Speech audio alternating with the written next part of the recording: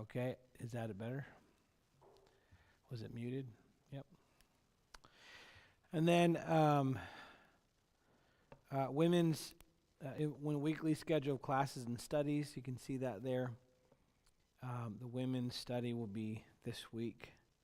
Youth discipleship will be next week.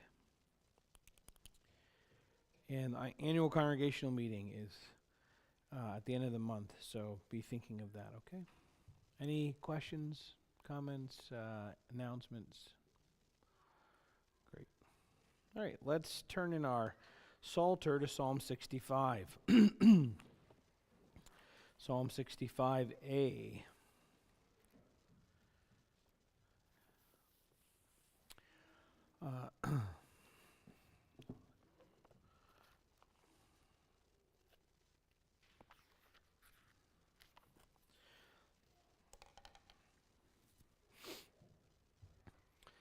So,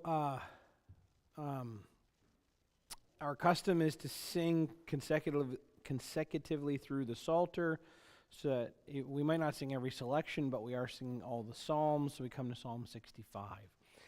Psalm 65 is a psalm that recognizes God's benevolence over all the earth, but also his favor to his people. And so this is highlighted here in Psalm 65. We have 13 verses, and verses 1 to 4, God is to be worshiped, God is to be praised, he's to be acknowledged. The one who actually worships this God, who draws near to this God, is the blessed one, who has their prayers heard when they come to him in faith.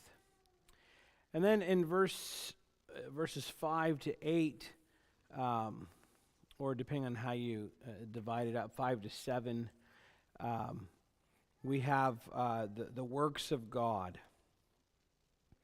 And then verses 8 or 9, you see here, they who dwell in the ends of the earth stand in awe of your signs.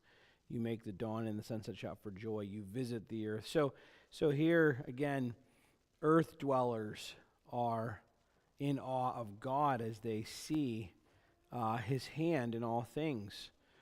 And they see how God enriches the earth and prepares the grain and brings forth the water and settles the ridges and softens the land with showers and blesses its growth, etc. Okay? So you can see that. And so again, this is a psalm that highlights the abundant favor of God over all the earth. Let's talk about our Psalter for a minute. There's 4 selections and there's 2 sets.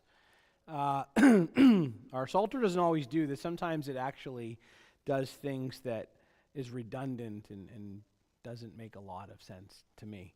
But here we actually have verses 1 to 4 and then 5 to 13. So you can see that first portion about approaching God in worship, and then verses 5, the deeds of God and all he does, seen in verses 5 to 13. If you go to C and D, it separates it a little bit. So we have worshiping God and the works of his hands, and then verses 1 to 7, and then 8, the earth dwellers are in awe of you because you are actively involved in helping the earth. You're actively involved in your providential care over the earth in 8 to 13. So, depending on how you want to divide it, well, normally we do votes because everything's so similar. So we're like, well, do you have a tune that you prefer and these kinds of things? But I want you to see what they're doing here. So Psalm 65a, that emphasis on approaching God in worship, this is wonderfully a call to worship. It's put forward, to open up worship. And then we have the second portion giving our attention to God's works. And I think that's probably the A and B is more familiar to us than C and D. Let me just lay out for you a little bit here in terms of the tunage. Psalm 65A. Do do do do do do do do do do do do do. And then Psalm 65B. Do do do do do do do. No, that's not it. I even had it. Some of you will pick it out before me, but I gotta pull up the Psalms here real quick. 65 B.